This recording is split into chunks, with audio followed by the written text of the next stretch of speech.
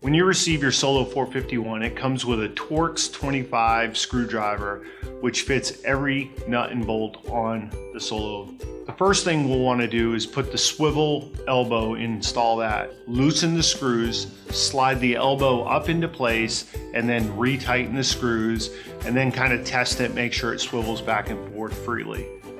Next, we're going to want to install the flex part to the elbow. And in order to do that, you're going to want to use the hose clamp that has the wire clips on it. This will hold the throttle cable and your product delivery tube. On the end of the flex tube, you'll see a ridge, and that ridge is what holds the throttle handle from rotating on the shaft. So what you're going to need to do is loosen the screws significantly on the throttle handle, snap it over the ridge, and once you get it over there, tighten the screws, and you'll notice now that your throttle handle will not spin or twist on the shaft. It'll stay nice and secure. The last piece we'll want to connect is the straight tube, which connects just after your throttle assembly.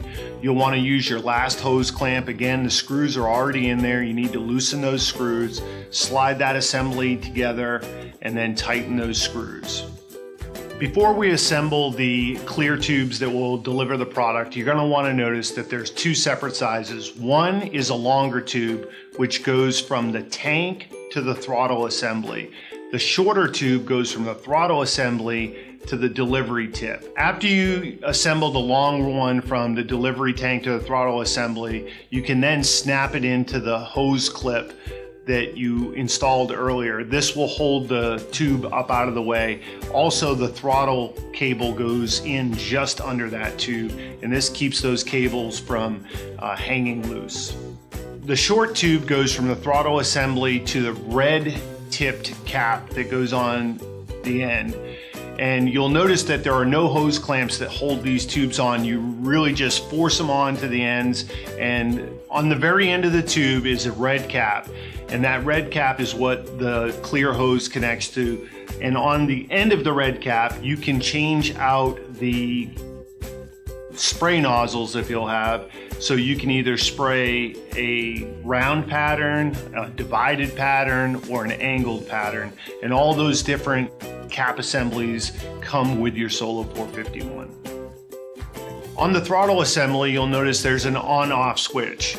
It looks like an I and an O. Just think of it like this. I is for ignition or on, and O is for off. You need to have it in the I position or the on position in order to start the Solo. If it's in the off position, you will not be able to start your Solo. Also, there is a choke on the rear left side. The choke position is the one that crosses the pattern, and the open position is the up. So you'll want to put it in the choke position in order to start the Solo, and as soon as it starts, you can flip the choke to the open position. And it's that easy with the professional help of DoMyOwnPestControl.com. If you like this video, please subscribe to our YouTube channel by clicking the link below.